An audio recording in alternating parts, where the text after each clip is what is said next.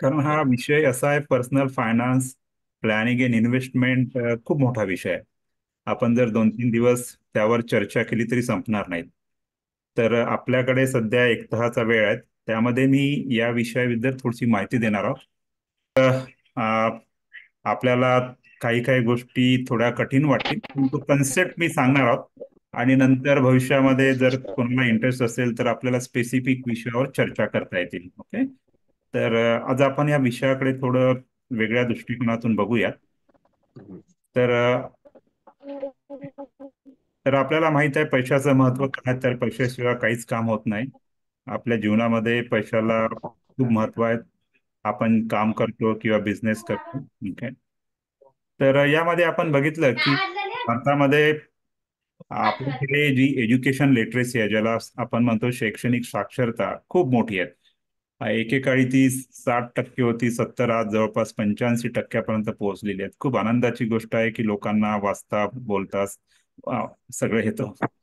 परंतु ज्यावेळेस आपण फायनान्शियल लिटरीचा विचार करतो, आपल्याकडे ती खूप कमी आहेत. तर 2 वर्षाआधी एक सर्वे करण्यात आला होता की भारतामध्ये एज्युकेशन लिटरीचा सर्वे नेहमीच होत असतो, परंतु फायनान्शियल लिटरीचा जेव्हा सर्वे करण्यात आला तेव्हा असं दिसलं की ती फक्त 20%वरच आहे. तर बऱ्याच लोकांना हेच माहित नाही की इन्व्हेस्टमेंट म्हणजे काय, कुठं इन्व्हेस्ट करायचं, कसं इन्व्हेस्टमेंट करायचं. बरेच लोक बँकेमध्येच पैसा ठेवतात. मध्ये आपण सेव्हिंग म्हणतो किंवा फिक्स डिपॉझिट, या ठिकाणी पैसा टाकण्यात येतो. आणि त्यामध्ये तिथं ग्रोथ येत नाहीत. ओके, एक एक त्या ठिकाणी ग्रोथ येत नाही. आणि जेणेकरून आपली जी ग्रोथ व्हायला पाहिजे त्या पद्धतीने होत नाहीत. तर लोकांना आज जी बऱ्या प्रकारे एक अवेअरनेस होत आहे शेअर मार्केट बद्दल, म्युच्युअल फंड बद्दल किंवा इन्शुरन्स बद्दल, या गोष्टीची जाणीव करून देण्याच्या उद्देशानेच मी हे एक इनिशिएटिव्ह सुरू केलेलं आहे. जरी माझं बॅकग्राऊंड टेक्निकल आहेत, म्हणजे पण मी फायनान्समध्ये गेल्या 10 वर्षापासून काम करतोय. आता हे माझ्या आवडीचा विषय आहे. आणि बऱ्याच ठिकाणी मी लोकांना अवेअरनेस क्रिएट करत असतो. लोकांना एक प्रकारे एक जागरूकता निर्माण करणे हे माझं काम आहे की फायनान्स म्हणजे काय आहे. म्हणजे पर्सनल फायनान्स, फायनान्सचा खूप मोठा विषय आहे. परंतु त्यापैकी आपल्या कामाचं म्हणजे पर्सनल फायनान्स आणि इन्व्हेस्टमेंट, त्याविषयीची माहिती देणं, लोकांना मदत करणं. या पद्धतीने आम्ही आता काम करत असतो. ओके. तर माझ्या स्वतःच्या आता 2 कंपन्या आहेत. एक तर फायनान्शियल सर्व्हिसेसची आहे, त्यामध्ये म्युच्युअल फंड इन्शुरन्सचा आमचा बिझनेस आहे. आणि दुसरी माझी एक स्टॉक मार्केटची अकॅडमी पण आहे. त्या माध्यमातून बऱ्याच लोकांना आम्ही शेअर मार्केटचं प्रशिक्षण देत असतो. आपले प्रत्येकाचे काहीतरी फायनान्शियल गोल असतात असे. आणि प्रत्येकालाच वाटतं की आपलं जीवन सुखाचं, समृद्धीचं आणि निश्चिंत राहावं. आणि हे जे गोल्स आहेत, ज्याला आपण जीवनातील ध्येय म्हणतो, हे बऱ्यापैकी सर्व लोकांचे सारखेच असतात. जसं काही आता एक चांगलं घर असायला पाहिजे ना, आपल्याला स्वतःचा प्लॉट असायला पाहिजे, घर बांधणं, गाडी घेणं. आजकाल प्रत्येकाकडे गाडी यायला. आपल्याला वाटतं की मुलांचं शिक्षण चांगल्या शाळेत व्हावं, त्यांचं शिक्षण उच्च शिक्षणासाठी परदेशात जावं, मुलीचं लग्न असतं. किंवा आजकाल एक नवीन एक गोष्ट प्रकर्षाने जाणवते की बरेच लोक सहलीसाठी परदेशात जातात, युरोपला जातात, अमेरिकेला जातात. ते पण एक ध्येय झालेलं आहे. आणि सरतेशेवटी आपल्याला रिटायरमेंट, त्यातून कोणाची सुटका झालेली नाहीये. जसं प्रायव्हेटमध्ये म्हटलं की किंवा गव्हर्नमेंटमध्ये रिटायरमेंट एज 58 ते 60 आहे, परंतु आजकाल लोक अर्ली रिटायरमेंट घ्यायला लागले आहेत. आमच्यासारखे लोक वयाच्या 50-52 वर्षी रिटायर होऊन आपलं काहीतरी वेगळे करतात. ओके. तर हा जो जे आपले ध्येय आहेत, ते ध्येय पूर्ण करण्यासाठी आपल्याला फायनान्सची माहिती असणे आवश्यकता आहे. अन्यथा आपलं जे ध्येय पूर्तीसाठी जे काही तुम्ही करता ते अपुरं पडतं. ओके. तर ज्यावेळेस आपण फायनान्सचा विचार करतो त्यावेळेस बऱ्याच गोष्टीवर काम करणं आपल्याला गरजेचं असतं. जसं की कॅश प्लॅनिंग. कॅश प्लॅनिंग म्हणजे बॅ घरी पैसा असणं. घरी पैसा नसणं म्हणजे याचा अर्थ असा नाही की तुमच्या घरी कॅश असायला पाहिजे, पण बँकेत पैसा असला पाहिजे, जेणेकरून तुम्हाला कधी इमर्जन्सी येत असतं किंवा घर खर्च असतात. असे काही लोक बघितले मी की त्यांच्याकडे गाडी आहेत, सगळे आहेत, परंतु गाडीमध्ये पेट्रोल भरण्यासाठी पैसे नाहीत. असे लोक असतात. कारण त्यांची कॅश प्लॅनिंग बरोबर नाही आहे, त्यांच्याकडे कॅशच नाही आहेत. आता कॅश म्हटलं की आजकाल गुगल पे, तो पण कॅशचाच पार्ट झाला. ओके. नंतर आपल्याला जीवनातल्या ज्या अनेक अडचणी येत असतात, जेव्हा जे अपघात होत असतात, की ज्या गोष्टी सांगून येत नाही, त्यांच्यासाठी आपल्याला एक इन्शुरन्सची गरज असतं. रिटायरमेंट प्लॅनिंग, ज्याचा आपण कधी विचार करत नाही त्याविषयी आपण बोलू. त्याविषयी पण आपल्याला माहिती असायला पाहिजे. टॅक्स बद्दल थोडी माहिती असायला पाहिजे. टॅक्स आपण कसं काय सेव्ह करू शकतो. आणि शेवटी आपल्याला शेवटी आपल्याला याची जाणीव पाहिजे की आपण जे इन्व्हेस्टमेंट प्लॅनिंग कसं करायचं असतं. केवळ सेव्हिंग म्हणजे इन्व्हेस्टमेंट नव्हत, पण बऱ्याच लोकांना सेव्हिंग म्हणजेच इन्व्हेस्टमेंट वाटतात, ज्याच्यामुळे त्यांची ग्रोथ ज्या पद्धतीने व्हायला पाहिजे त्या पद्धतीने होत नाही. काय तर आपल्याला एक फायनान्शियल फ्रीडमच्या दृष्टिकोनातून विचार करायचा आहे. तर फायनान्शियल फ्रीडम म्हणजे काय? फायनान्शियल, त्याला म्हणतो आपण स्वतंत्रता. तर काही लोकांना वाटतं की फायनान्शियल फ्रीडम म्हणजे माझा चांगला जॉब आहे, मला सॅलरी मिळते. आ, तो फायनान्शियल फ्रीडमचा एक एक पार्ट आहे. परंतु तुम्ही जर संपूर्ण विचार केला फायनान्शियल फ्रीडमचा, की तुमच्याकडे एवढे पैसे आहेत की जेणेकरून तुम्ही, तुमच्याकडे जॉब नाही आहे, तुमच्याकडे काही काम नसताना तुम्ही चांगलं जीवन जगू शकता. ओके. तुमच्याकडे कोणतं कर्ज नाही आहे. जेव्हा तुम्ही या लेवलवर पोहोचाल तेव्हा तुम्ही सांगू शकता की मी फायनान्शियली फ्री आहोत. ओके. तर अशा पद्धतीने आपल्याला फायनान्शियल फ्रीडमचा विचार करून बाकीच्या गोष्टींचा बाकीच्या गोष्टीमध्ये आपल्याला कार्यरत राहावं लागेल. ओके? तर आपल्याला फायनान्शियल गोल जे आहेत, आपले आपले जे आर्थिक उद्दिष्ट आहेत किंवा फायनान्शियल फ्रीडम आहे, ते कशा पद्धतीने अचीव्ह करता येतील, तर त्यामध्ये दोन आहेत. एक तर वेल्थ क्रिएशन. वेल्थ क्रिएशन म्हणजे समजा तुमच्याकडे आज 1 लाख रुपये आहेत, 1 लाखाचे 2 लाख, 2चे 4 लाख, अशा पद्धतीने तुम्ही वेल्थ क्रिएट करतात. पण एवढ्यावरच चालत नाही, पण तुम्हाला जीवनातल्या ज्या रिस्क असतात त्या मॅनेज कराव्या लागतात. तर याचं चांगलं उदाहरण म्हणजे तुम्ही कोरोनामध्ये बघितलं आहे की लोकांकडे फायनान्शियली तर चांगले घडत होते, लोकांचे पगार वाढत होते, लोकांच्या जे वेल्थ आहे ते वाढत चाललं होतं. परंतु एका एका घटनेने लोकांचं सगळं वेल्थ खाली गेलं. कारण ज्या पद्धतीने लोकांनी स्वतःचे इन्शुरन्स प्लॅन्स केले नव्हते किंवा टर्म इन्शुरन्स होते, हेल्थ इन्शुरन्स नव्हते. आम्ही काही काही केसेस अशा बघितल्या की ज्यांचं कोरोनाच्या काळामधलं बिल 30-30 लाख रुपये आलंय. अक्षरशः लोकांनी घरातलं सोनं विकलं, घर विकायला काढले. तर तुमच्याकडे कितीही वेल्थ असली तर एखाद्या घटनेमुळे ती वेल्थ अगदी झिरोपर्यंत पण पोहोचू शकतं, जर तुम्ही प्रॉपरली रिस्क मॅनेज केली नाही तर. तर फायनान्समध्ये ह्या दोन गोष्टी महत्वाच्या आहेत. तुमचं जे वेल्थ आहे, तुमचा जो पैसा वाढायला पाहिजे. ऍट द सेम टाइम तुम्ही स्वतःला रिस्क मॅनेज करणं आवश्यक आहे, अन्यथा तो पैसा कधी तुमचा, जे लाखो रुपयाचे कधी झिरो होतील याची काही हे नाही, म्हणजे कधीही काय होऊ शकतं. तर या दोन्ही गोष्टींचा आपण विचार करून आपल्याला समोर जायचं आहे. या Ganesh, you raise the hand, कुछ काय विचारायचं आहे?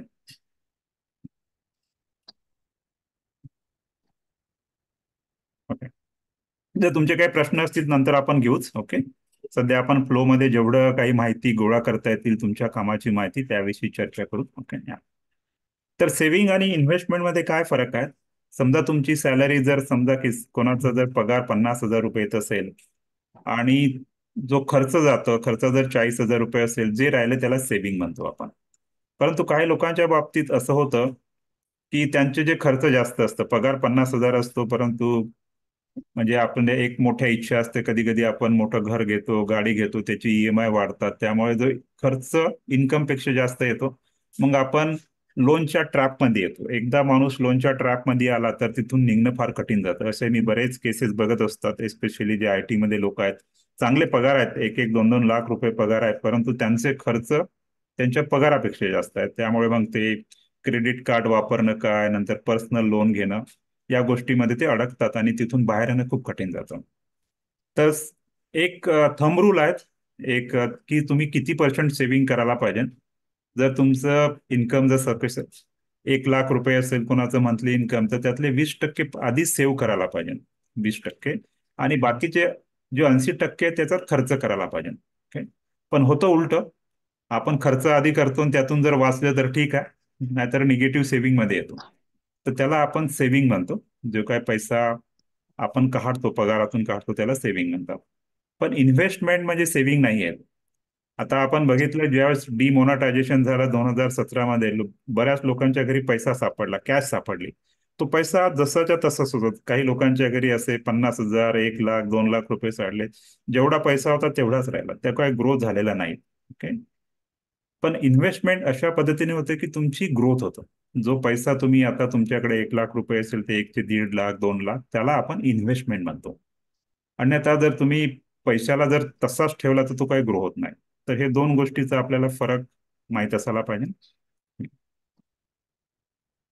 दुसरी एक महत्वाची गोष्ट की जे महागाई, त्याचा आपण नेहमी विचार करायला पाहिजे की आपण कधी पेपरमध्ये फक्त वाचतो की महागाई वाढली, पण त्याचा आपल्या जीवनावर काय परिणाम होतो ते पण बघायला पाहिजे. ओके.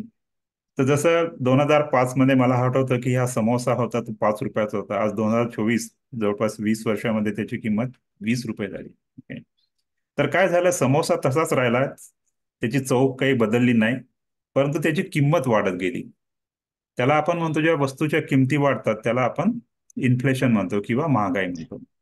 किंवा ते उलट, आपल्या जेवढे 1,000 रुपये होते, 1,000 रुपयामध्ये त्या काळात 200 समोसे मिळतात, आज 50 समोसे.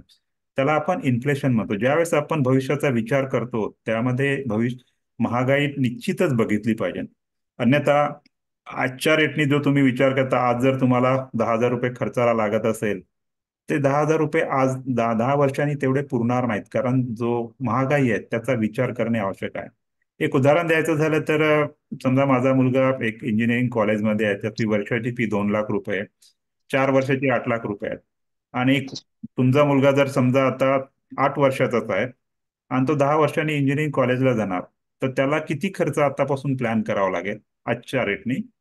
तर त्याचे काही फॉर्म्युले आहेत, ते फॉर्म्युल्यात आपल्याला जाण्याची काही गरज नाहीये.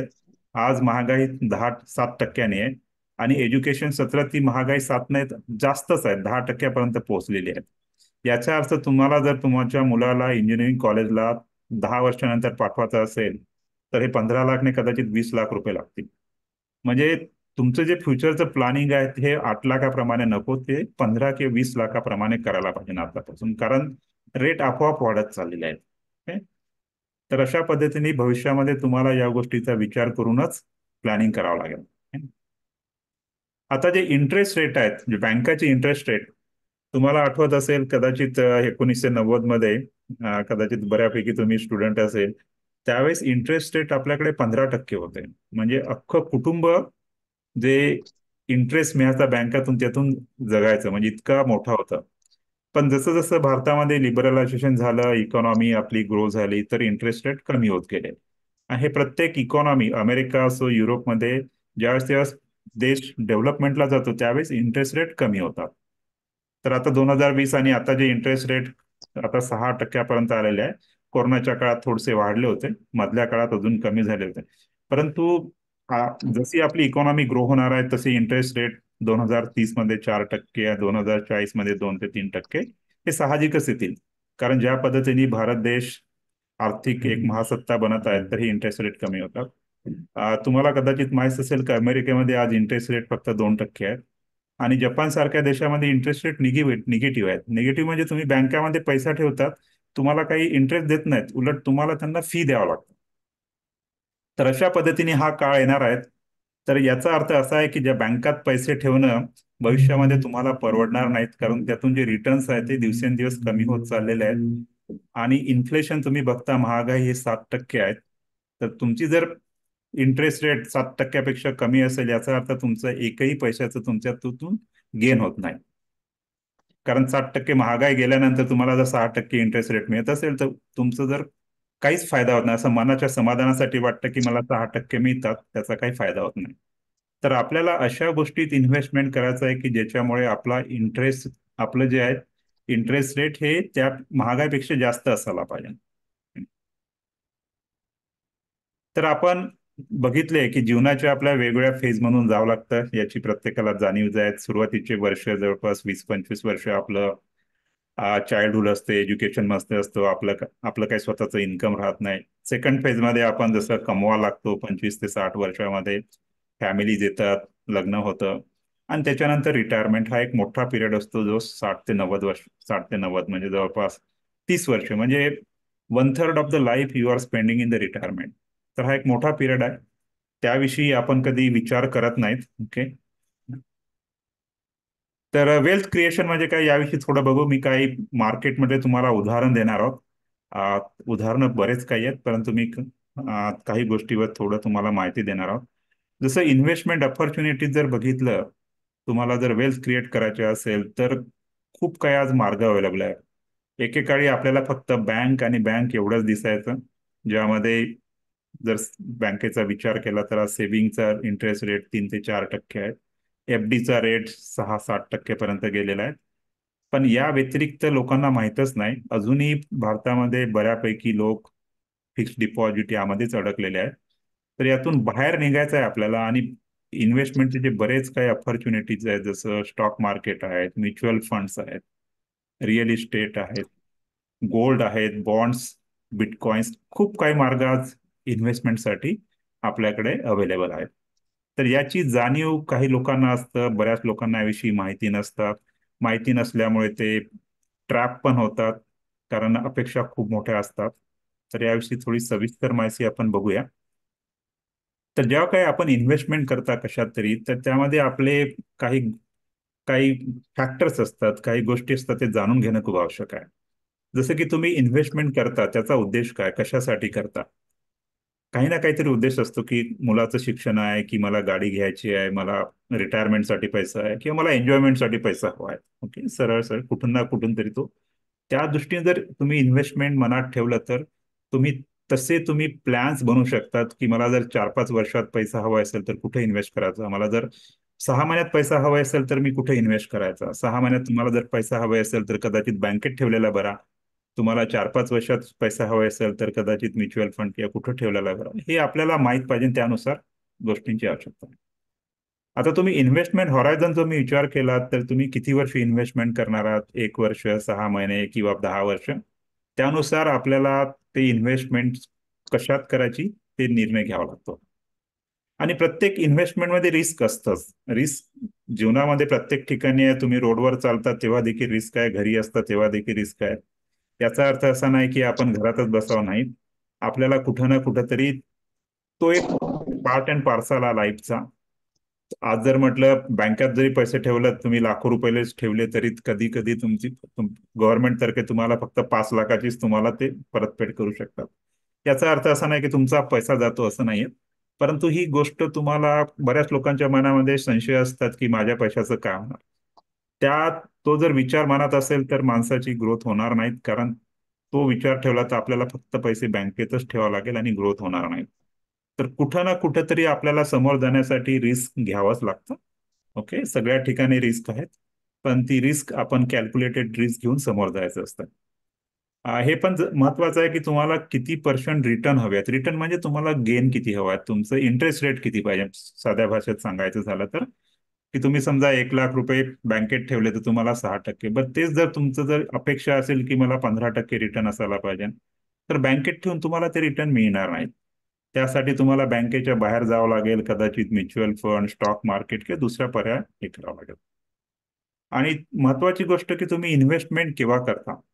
आता बऱ्याच लोकांना असं झालं की कोरोनाच्या आधी मार्केट एकदम पीकवर होतं आणि लोकांनी इन्व्हेस्टमेंट केलं, तर त्या लोकांचा म्हणजे त्यांना जाणीव पण नव्हती. 20% लॉस झाला. पण काही लोकांनी थोडं 2-3 महिन्यांनी इन्व्हेस्टमेंट केलं, त्यांचा 50% प्रॉफिट झाला. तर हे जे टायमिंग असतं त्याबद्दल पण थोडीशी थोडीशी जागरूकता असायला पाहिजे. अच्छा.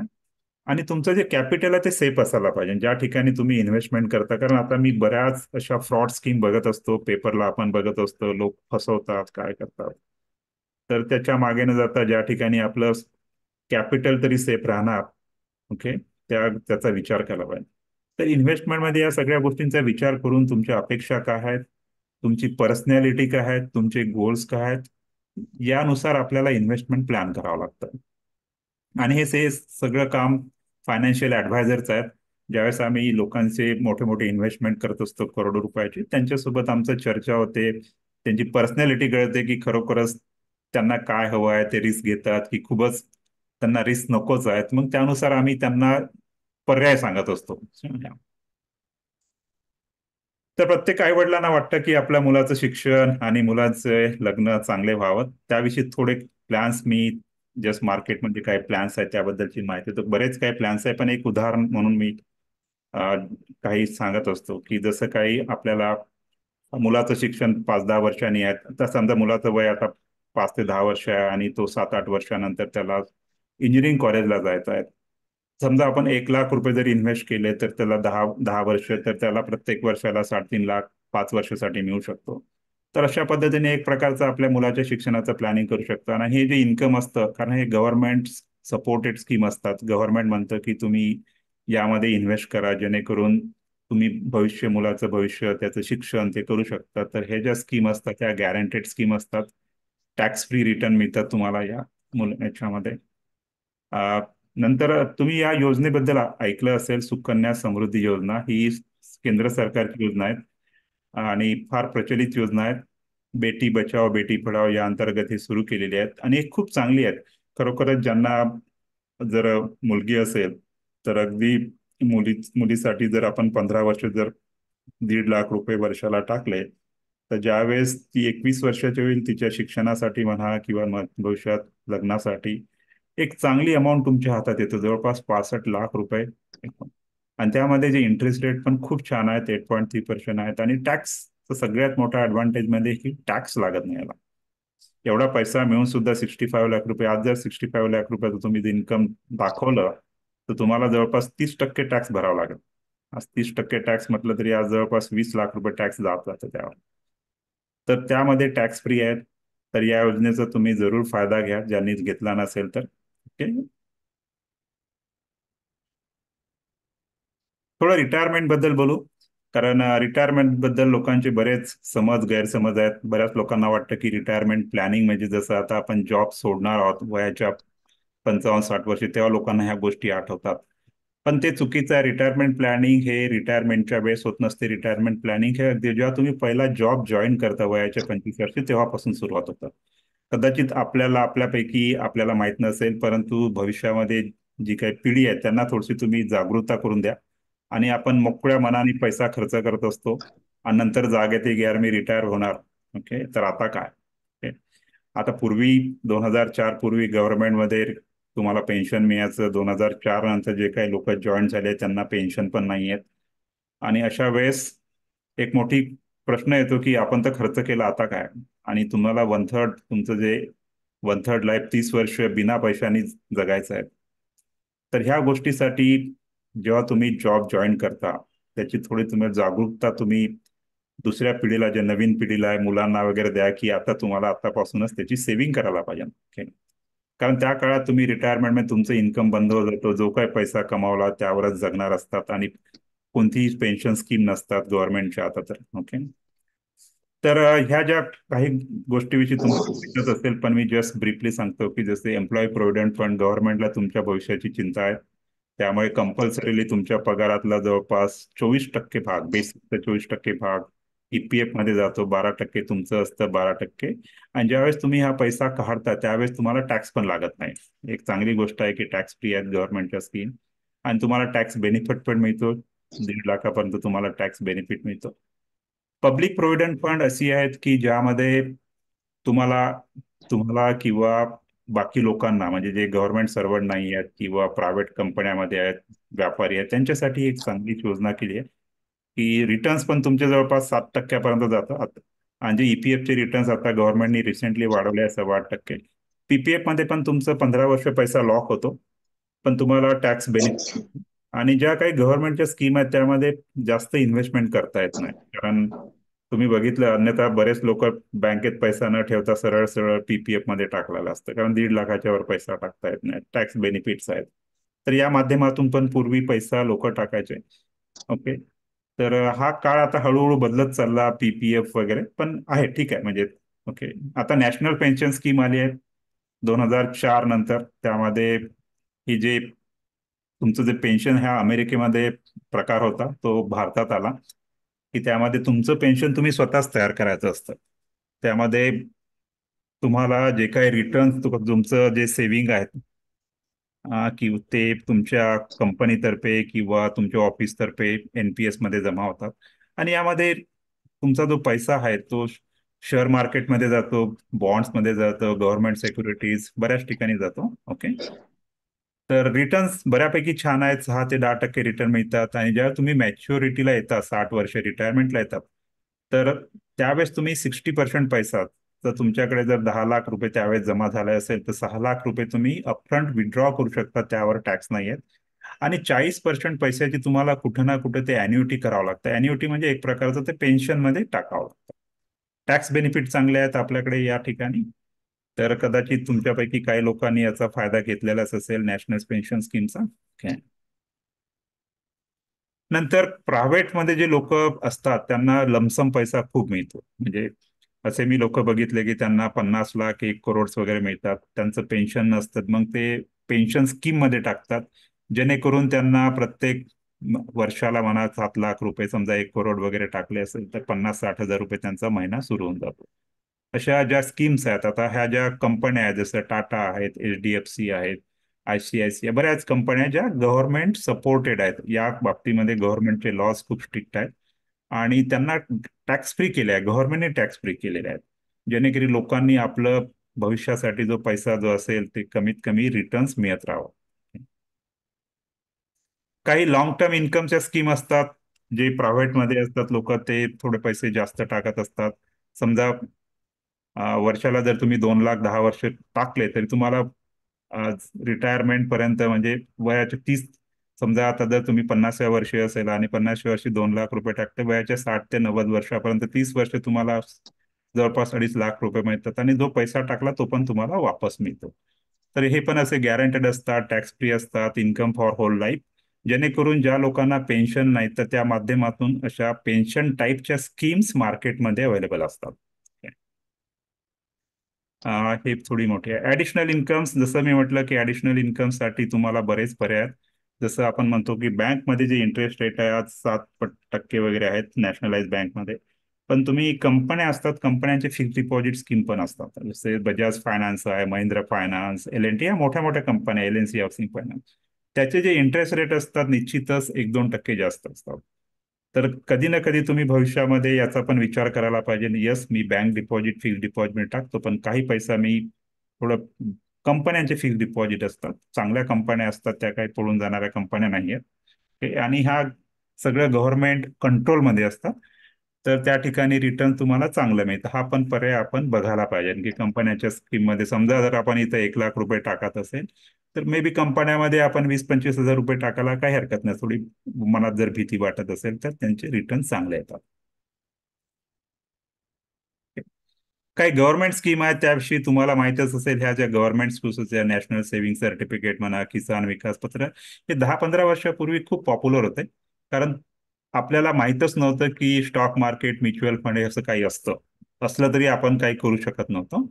त्यामुळे लोकांना एक सरळ सरळ म्हणजे सेव्हिंग सर्टिफिकेट घेणं, किसान विकास पत्र घेणं, ज्यामध्ये इंटरेस्ट रेट 7-7.5% असायचं, काय टॅक्स बेनिफिट्स असायचे. ओके. तर किसान विकास पत्राचं तसं, त्या किसान विकासमध्ये आपल्याला टॅक्स बेनिफिट मिळत नाही, पण थोडं रिटर्न तुम्हाला 7.6% पर्यंत मिळतं. ओके. पण त्याला लॉकिंग पिरियड असतात, 10 वर्ष 5 वर्ष तुमचे पैसे काढता येत नाही. काय पर्टिक्युलर. आता काही ही एक पोस्ट ऑफिस ही पण खूप सुंदर स्कीम आहे, ज्याला आपण post office monthly income scheme म्हणतात. त्यामध्ये बँकेपेक्षा रिटर्न चांगले मिळतात. ओके. बँकामध्ये जर सेव्हिंगचा रेट आपल्याला जर 3-4% येतो, फिक्स डिपॉझिटचा 6-7%, तर हा रेट थोडा जास्त येतो. पण यामध्ये पण लिमिटेशन असे आहेत. आधी ते मॅक्सिमम डिपॉझिट 4.5 होतात, आता रिसेंटली मागच्या बजेटमध्ये त्यांनी 9 लाख केलं इंडिव्हिज्युअलसाठी. आणि जर नवरा बायको दोघांनी जर जॉईंट अकाउंट ओपन केलं तर 15 लाख पर्यंत तुम्हाला मिळतं. ओके. पण त्याला टॅक्स तुम्हाला पडतोच. ओके. अ, तर ती पण एक सर्वसामान्य लोकांसाठी स्कीम आहे. ओके. आणि ह्या ज्या गव्हर्नमेंटच्या स्कीम आहेत ह्या मिडल क्लाससाठी बनवलेल्या आहेत. पण तुम्हाला तो मिडल क्लासच्या वर जर विचार करायचा असेल तर या स्कीम मध्ये तुम्हाला थोडं बाहेर यावं लागेल. म्हणजे middle class in the sense की normal, I will not say middle class, lower middle क्लाससाठी ह्या गोष्टी बनवलेल्या असतात. Okay. तर काही ऍडिशनल इन्कमच्या प्रायव्हेट मधल्या पण स्कीम्स आहेत, की जसं मी म्हटलं की तुम्ही जर 1 लाख रुपये 12 वर्ष टाकलं तर त्याच्यानंतर 2 लाख, अशा काही बऱ्याच मार्केटचे आहेत. नंतर आपण थोडं रिअल इस्टेट प्रॉपर्टीज विषयी बोलू. आपल्या भागामध्ये यावर खूप म्हणजे कसं असतं, आणि खरोखरच म्हणजे ज्यांनी 1990 ते 2015 पर्यंत इन्व्हेस्टमेंट केलं असेल खूप फायदा झाला यामध्ये. कारण कोणत्या इकॉनॉमीमध्ये ज्यावेळेस इकॉनॉमी लिबरलाइज होतं, ज्यावेळेस मार्केट लिबरलाइज होतं, त्यावेळेस सगळ्यात अधिक लोकांचं इन्व्हेस्टमेंट जर होत असेल तर ते एकतर होतं रिअल इस्टेट किंवा गोल्डमध्ये. ते अमेरिकेत पण तेच झालं, जपानमध्ये तेच झालं. पण 2015 नंतर जे रिअल इस्टेटचे रेट्स आहेत, फ्लॅटचे रेट्स, प्लॉटचे रेट तसेच राहिले. आता मी बघतो गेल्या 10 वर्षामध्ये जो फ्लॅट जो 25 लाखाला घेतला असेल कोणी, तर आज तो 10 वर्षानंतर तेवढीच किंमत आहे की ते काही कमी झालेली आहे. पण ओव्हरऑल जर तुम्ही रिटर्न बघितले, काही काळापुरतेच खूप छान रिटर्न्स होते. तुम्हाला थोडा जर टॅक्स बेनिफिट पण मिळायचे, पण आता ह्या गोष्टीत थोडं केअरफुली इन्व्हेस्टमेंट करायला पाहिजे. ओके. एस्पेशली जर तुम्ही जर घर घर भाड्याने देण्यासाठी द्यायचं असेल तर त्यामध्ये किती फायदा होतो त्याचे आम्ही काही कॅल्क्युलेशन केलेले आहे. कॅल्क्युलेशन आम्ही नाही केले, हे सगळ्यांना माहीतच आहे, सीएना पण माहित आहे की तुम्ही जर सेकंड घर घेतलं, दुसरं घर घेतलं आणि भाड्याने देतो म्हटलं, त्यातून जे रिटर्न्स मिळतील ते फार फार कमी मिळतं. जसं आम्ही पुण्यातलंच एक उदाहरण देतो. समजा एखादी 75 लाखाचा फ्लॅट तुम्ही जर घेतला आणि त्याचं भाडं वर्षाचं बघितलं, 30,000 रुपये महिना जरी पकडलं, 3.5% 3.5 लाख रुपये येतं. आणि तुमची बाकी सोसायटी मेंटेनन्स, प्रॉपर्टी टॅक्स, नंतर रेग्युलर जे रिपेअर मेंटेनन्स करतो म्हटलं, तर तुम्हाला जो वर्षाचा खर्च 71,000 येतो. तर तसं बघायला गेलं तर ते रिटर्न ऑन इन्व्हेस्टमेंट जो म्हणतो आपण, आरओआय, तो फार कमी येतो. 3-3.5%च्या वर जात नाही येत. कोणतंही तुम्ही घर घेतलं, कमर्शियल प्रॉपर्टी घेतली तरी तुम्हाला येत नाही. तर तुमचे भाडे करू शोधणं, नंतर हा खर्च. तर तसं फायनान्शियली बघायला गेलं आणि तुम्ही जर घर तुम्हाला जर भाड्याने द्यायच्या हिशोबाने करत असेल तर त्याच्यात काहीही फायदा नाही आहे. उलट तेच पैसे जर तुम्ही इव्हन बँकेत जरी ठेवले तरी त्याच्यापेक्षा जास्त रिटर्न येऊ शकतात. तर ह्या गोष्टीचं आपल्याला थोडं, आपण बरेचदा घर घेताना इमोशनल होतो, असं वाटतं की आपले 2-3 घरं असावे. पण त्या इमोशनचा फायनान्समध्ये काही उपयोग होत नाही. नंतर कळतं की जे रिटर्न्स यायला पाहिजे, जर फायनान्शियली जर तुम्ही जर लिटरेट असेल तर या गोष्टीचा जरूर विचार करायला लागेल. हा. तसंच बॉन्ड्स, डिबेंचर्स यामध्ये पण इन्व्हेस्टमेंट करता येतं. जसं बॉन्ड्स म्हटले की जसं गव्हर्नमेंटला काही पैसा हवा असतो कधी, आपल्याला जर पैसा असला तर आपण बँकेत जातो, किंवा कंपन्यांना पैसा असला तरी ते बँकेत गेले, त्यांना इंटरेस्ट रेट जास्त असतात तर ते बॉन्ड इश्यू करतात, ज्या माध्यमातून ते पैसा लोकांकडून जमा करतात. त्याचे इंटरेस्ट रेट पण थोडे जास्त असतात, 8 to 10% असतात. 3 ते 10 वर्ष तुमचा पिरियड असतो. तशा पद्धतीने आपल्याला हे इन्व्हेस्टमेंट करता येतात. जस्ट तुमच्या माहितीसाठी सांगितलं, कारण की बॉन्डसाठी थोडं इन्व्हेस्टमेंट जास्त लागत असतं. या. आता थोडं सोन्याविषयी बोलू. इन्व्हेस्टमेंट इन द गोल्ड, आपल्याकडे सोनं हे एक ऑर्नामेंट म्हणून बघण्यात येतं. पण तुम्ही जर सोन्याचा एक इन्व्हेस्टमेंट पर्स्पेक्टिव्हने विचार केला तर एक चांगला एक ऑप्शन आपल्याकडे अवेलेबल असतो. तुम्ही बघाल की सोन्याचे भाव दिवसेंदिवस वाढत चालले. आज सोनं बहुतेक 72,000 पोहोचलेलं आहे. आणि जर तुम्ही हिस्टॉरिकली सोन्याचे रेट बघत गेले तर 100 वर्षापूर्वी सोनं जवळपास, एक तोळा सोनं जवळपास 20 रुपयाला होता. ओके. 20 रुपयाला म्हणजे समजा 1 किलो सोनं, त्याची किंमत फक्त 2,000 रुपये होते. पण दिवसेंदिवस तसं बघत गेलं तर आपण 2,000 जास्त लांब जाण्याची नाही. 2,000 मध्ये सोनं 4,400 होतं म्हणजे. आणि 2010 मध्ये 18,000 आलं. आणि आज ज्या पद्धतीने सोन्याचे रेट वाढत चालले आहेत, तर सोन्यामध्ये पण तुम्हाला चांगलं रिटर्न मिळते, प्रोव्हायडेड तुम्ही सोनं, फिजिकल सोनं न घेता ते सोन्याच्या बॉन्डमध्ये इन्व्हेस्ट करायचं असतं. तुम्ही जर फिजिकल सोनं घेतलं ते विकत ना, तुम्ही ते घरातच पडून राहतं. होऊ शकतं की तुमच्या एका पिढीकडून दुसऱ्या पिढीला जातं, त्यामध्ये तुमचं वेल्थ क्रिएट होत नाही. ओके. तर आता सोन्याचे जे गोल्ड बॉन्ड आलेले आहेत मार्केटमध्ये, गोल्ड बॉन्ड मिळतात. सॉव्हरेन बॉन्ड, गव्हर्नमेंट तर्फे सॉव्हरेन बॉन्ड्स आहेत. ओके. ज्यामध्ये तुम्ही जर इन्व्हेस्ट केलं तर गव्हर्नमेंट तर्फे पण तुम्हाला 2.5% रेट मिळतं, आणि ज्यावेळेस सोनं विकलं त्यावेळेसचा जो रेट आहे त्यानुसार तुम्हाला ते पैसे पण मिळतात. आणि मग ते पैसे घेऊन वाटलं तुम्ही सोनं घेऊ शकता. आणि हे सोनं खूप सेफ आहेत, कारण तुम्हाला एक पेपर गोल्ड मिळतो, पेपर मिळतो. तुमच्याकडे असं फिजिकल सोनं येत नाही. परंतु एक इन्व्हेस्टमेंटच्या पर्स्पेक्टिव्हनी आपण जर आपल्या इन्व्हेस्टमेंटच्या जर 10% जरी त्यामध्ये इन्व्हेस्ट करावं, जेणेकरून आपलं थोडं सेफ साईडनी रिटर्न पण चांगले येतात आणि सिक्युरिटी पण येतात. तर हे बँक सॉव्हरेन गोल्ड बॉन्ड्स बँकेमध्ये अवेलेबल असतात. दर 2-3 महिन्यांनी हे बॉन्ड्स येत असतात रिझर्व्ह बँक ऑफ इंडिया तर्फे. तर असे बॉन्ड्स, सोनं फिजिकली न घेता, त्याचे दागिने न करता तुम्ही जर याच्यात ठेवलं तर तुम्हाला फायदा होतो, कारण ते तुम्ही विकू शकता. आता थोडं स्टॉक मार्केटमध्ये विषय, स्टॉक मार्केट दिवसेंदिवस लोकांचा कल वाढत चाललेला आहे. आणि कोरोना नंतर तर खूपच झपाट्याने लोक स्टॉक मार्केटमध्ये आलेले आहेत. आम्हाला आठवतं की 2020 मध्ये स्टॉक मार्केटमध्ये जवळपास 4 करोड डीमॅट अकाउंट होत आहे. ते 4 करोड डीमॅट अकाउंट बनायला जवळपास 40 वर्ष लागले. आणि त्याच्यानंतर ते 4 करोड बनायला 2023 पर्यंत 2 वर्षातच 4 करोड अकाउंट बनले. तर इतक्या झपाट्याने त्यामध्ये ग्रोथ झाली आहे. आणि यामध्ये केवळ शहरातलेच नाही, पण छोट्या छोट्या गावातले, नंतर महिला काय, सगळे लोक स्टॉक मार्केटमध्ये आले आहेत. आणि अशा पद्धतीने आले आहेत आणि बरेच लोक तिथून निघून पण गेलेले आहेत. कारण स्टॉक मार्केटमध्ये खरोखरच यस, चांगले रिटर्न्स आहेत. ओके, डेफिनेटली तुम्ही जर बघाल गेल्या 40 वर्षाचे रिटर्न्स, तुम्ही जर सोन्यामध्ये, बँकमध्ये जर पैसा ठेवला असता फक्त 10,000 रुपये 1979 साली, त्यावेळेस 40 वर्षापूर्वीची घटना आहे, तर तुम्हाला कदाचित ते 2,68,000 मिळाले असते. सोन्यामध्ये ते कदाचित 4. पण स्टॉक मार्केटमध्ये तोच पैसा 45 लाख पर्यंत गेलेला असतो. येस. तर स्टॉक मार्केट ज्या पद्धतीने इंडियाची जी ग्रोथ होऊन राहिलेली आहे, तर त्याच पद्धतीने स्टॉक मार्केट पण वाढत आहे. पण अनफॉर्च्युनेटली असं दिसत आलं आहे की स्टॉक मार्केटमध्ये लोकांना काही ज्ञान नसतं, काही एक्सपिरियन्स नसतात आणि डायरेक्ट एंट्री मारतात. हा स्टॉक मार्केटमध्ये 80% लोक लॉस का करतात, तर त्याचं रिझन्स पण त्यामागे तेच आहे. सगळ्यात मोठं म्हणजे काही माहिती नसणं, दुसऱ्याच्या भरोश्यावर इन्व्हेस्टमेंट करणं. तर या गोष्टीची जेव्हा तुम्ही माहिती नसते आणि स्टॉक मार्केटमध्ये येतात, त्यामुळे तो एक होतो. जर कोणी लॉंग टर्म साठी इन्व्हेस्टमेंट करत असेल 4-5 वर्ष आणि चांगल्या स्टॉकमध्ये, पण होत नाही, आजकालच्या पिढीला तो पेशन्स नाही आहे. दररोज ते स्टॉक मार्केटचा भाव बघणार, हे करणार. 10-15 वर्षापूर्वी असं नव्हतं, कारण त्यावेळेस इंटरनेट एवढं नव्हतं, ग्राफ नव्हते. दररोज पेपरला माहिती बघावं लागायची. आता पेपरला काय, तुम्ही वेबसाईटला गेलं, तुम्हाला प्रत्येक सेकंदाला माहिती येतं. तर स्टॉक मार्केटमध्ये जर एंट्री करायची असेल तर खरोखरच हा विषय जो शिकण्याचा विषय आहे. तुमची स्किल डेव्हलपमेंटला 2-2.5 वर्षाचा पिरियड लागतो, 2-3 वर्ष लागतं, तेव्हा कुठं मग स्टॉक मार्केटमध्ये तुमचे रिटर्न्स खूप काय मिळू शकतात. तर हा एक एक वेगळा विषय आहे. ओके. तर बऱ्याच चांगल्या चांगल्या कंपन्या स्टॉक मार्केटमध्ये आहेत. माझं काही लोकांशी बोलणं सुरू असतंच, पण मी स्वतःच स्टॉक मार्केटमध्ये एक प्रो ट्रेडर म्हणून काम करतोय, एक मेंटर म्हणून काम करतो.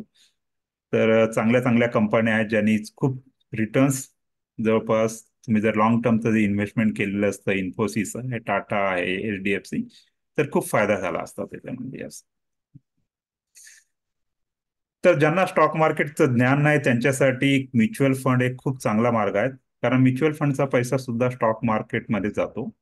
आणि म्युच्युअल फंड हे एक एक्सपर्ट लोक मॅनेज करत असतात आणि रिटर्न पण स्टॉक मार्केट सारखे देतात. तर हे एक तुम्ही ऍड बघितलंच असेल, धोनी आणि, यस, लेट मी, जस्ट छोटीशी ऍड आहे. आवाज येत आहे? काफी टैलेंटेड है आपकी बेटी। सर बड़ी होकर इंडिया के लिए खेलना चाहती है। अच्छा। तो उसके फ्यूचर के लिए अभी से मैंने सेविंग स्टार्ट कर दी है। फ्यूचर की बात है तो सिर्फ उसे नहीं, आपको भी मैदान में उतरना पड़ेगा। मुझे? इनका मतलब है म्यूचुअल फंड्स के मैदान में। सिर्फ सेविंग्स नहीं, हर महीने म्यूचुअल फंड्स में भी इन्वेस्ट कीजिए। वरना आपकी बेटी तो बड़ी होगी, पर उसके लिए सेव किए हुए पैसे शायद उतने ही रह जाएंगे। सही है सर। शॉर्ट भी सही है। म्यूचुअल फंड निवेश बाजार जोखिमों के अधीन है। योजना से जुड़े सभी दस्तावेजों को ध्यान से पढ़ें। आज म्युच्युअल फंडमध्ये भारतामध्ये इतक्या मोठ्या प्रमाणामध्ये इन्व्हेस्टमेंट होत आहेत की महिन्याला 21,000 करोड म्युच्युअल फंडच्या माध्यमातून स्टॉक मार्केटमध्ये पैसे जातात. तर म्युच्युअल फंडचे बरेच प्रकार आहेत. म्युच्युअल फंडचे तुम्हाला इक्विटीमध्ये, शेअर मार्केटमध्ये काही पैसा जात असतो, काही बॉन्डमध्ये जातो, आणि तुमच्याकडे जसं पाहिजे तसं ते म्युच्युअल फंड्स मार्केटमध्ये मिळतात. तुमच्या रिस्कनुसार ते मार्केटमध्ये आहेत आणि रिटर्न्स पण तुमचे अगदी 6% पासून 30% रिटर्न घेता येते, depending on the type of the funds तुम्ही कोणता घेता, तुमची रिस्क किती घेता. आणि आज मार्केटमध्ये 3,000 प्रकारचे म्युच्युअल फंड्स आहेत. मार्केटमध्ये म्युच्युअल फंडची काही कमी नाही. 40-45 कंपन्या म्युच्युअल फंडच्या मार्केटमध्ये आलेल्या आहेत.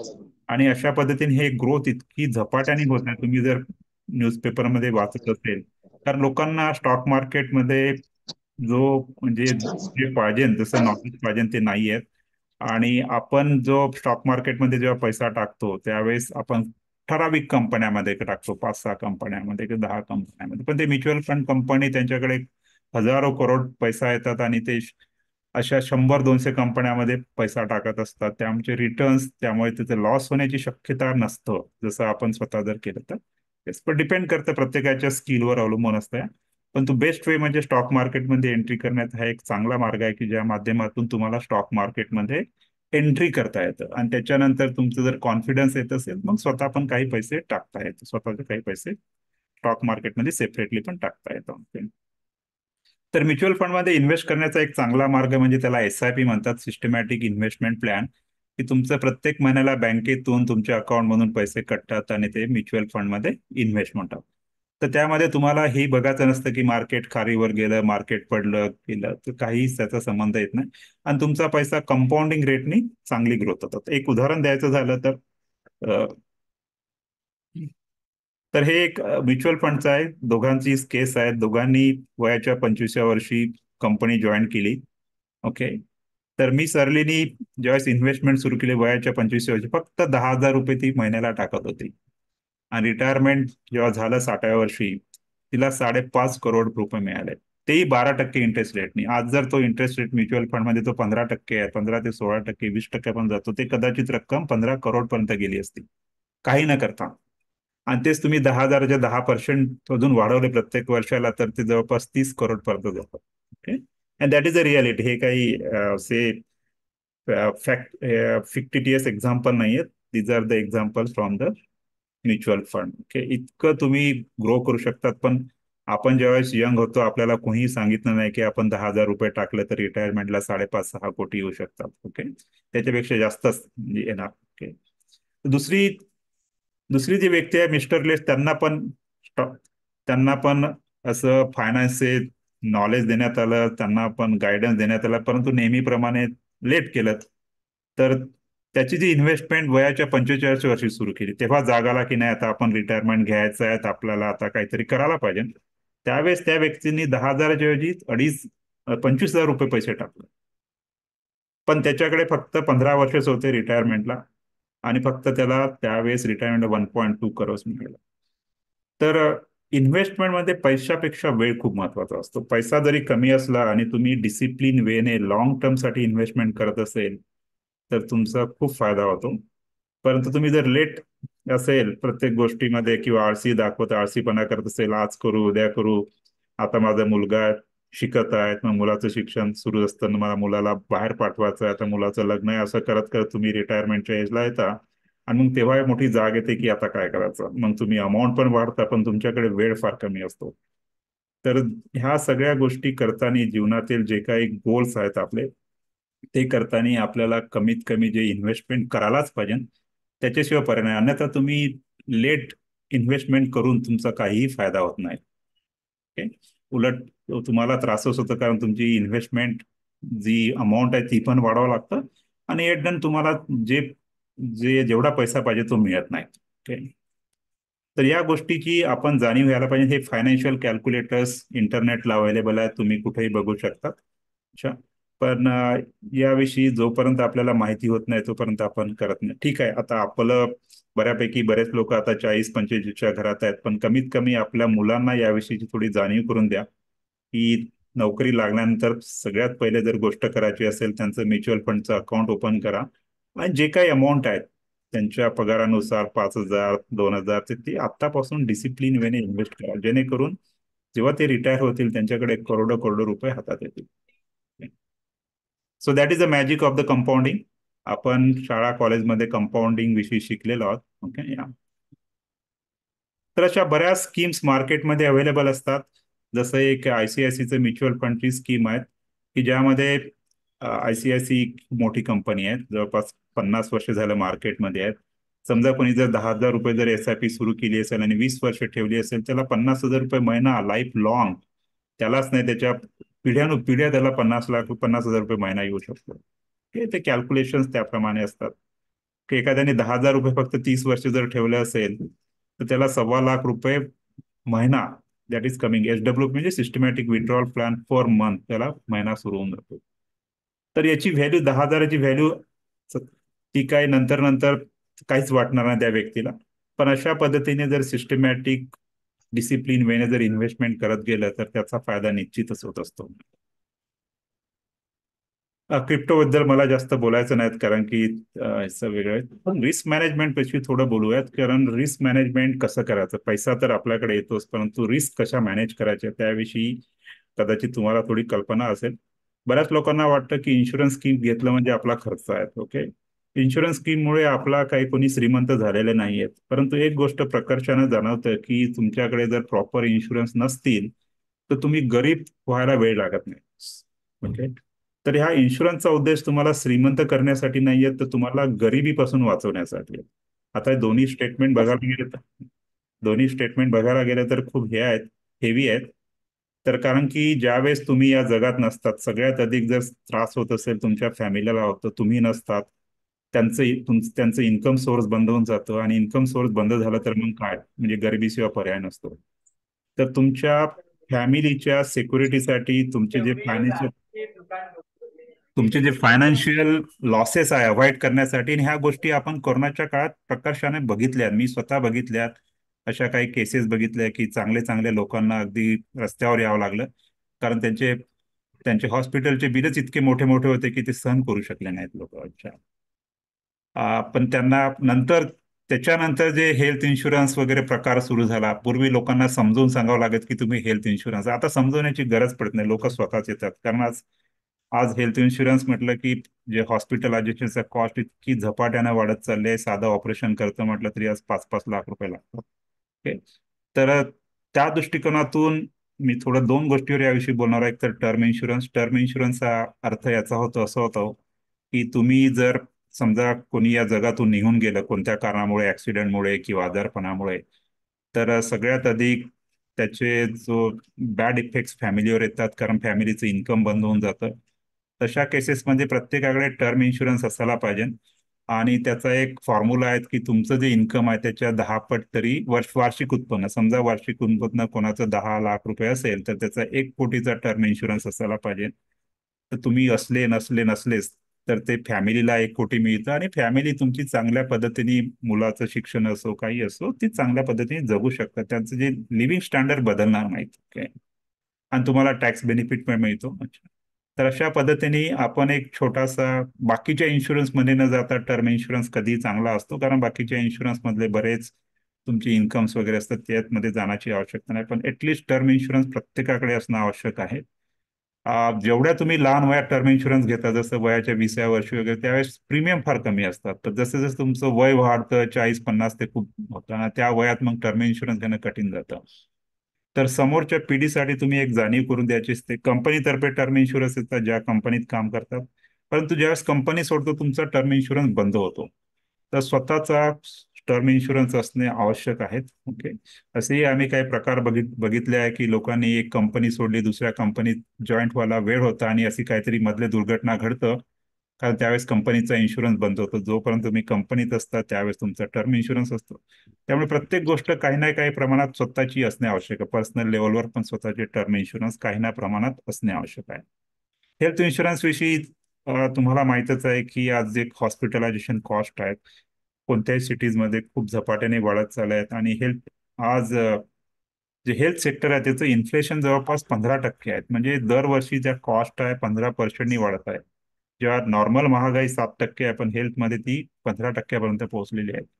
तर त्यासाठी स्वतःचे काही बाबतीत गव्हर्नमेंटचे मिळतात, पण गव्हर्नमेंटचे जे इन्शुरन्स असतात त्यांची जी जो व्हॅल्यू असते ती कमी असतं, कदाचित 3 लाख 4 लाख. पण आज एका फॅमिलीसाठी कमीत कमी 10 लाखाचा स्वतः फॅमिलीचा इन्शुरन्स असणं आवश्यक आहे.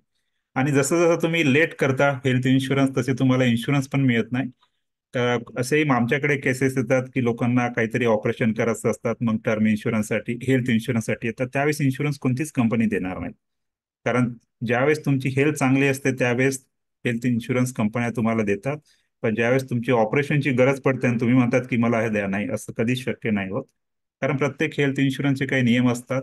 जसं म्हटलं की तुम्हाला हेल्थ इन्शुरन्स घेतल्यानंतर ऍक्सिडेंट झाला तर इमिजिएट लागू होतं, आणि तुम्ही जर कोणत्या उद्देशानं हेल्थ इन्शुरन्स घेत असेल की नाही मला 2 वर्षांनी मला, पण त्याचे जे पिरियड असतात 2 वर्ष पण तुम्हाला काही केसेसमध्ये मिळत नाही आहेत. ओके. तर ह्या गोष्टींची आपल्याला माहित नसते. आपल्याला वाटतं की सगळ्या गोष्टी वेळेवर होतात. नाही, ज्यावेळेस गरज असली त्यावेळेस तुम्हाला कोणीही मदत करत नाही. ओके.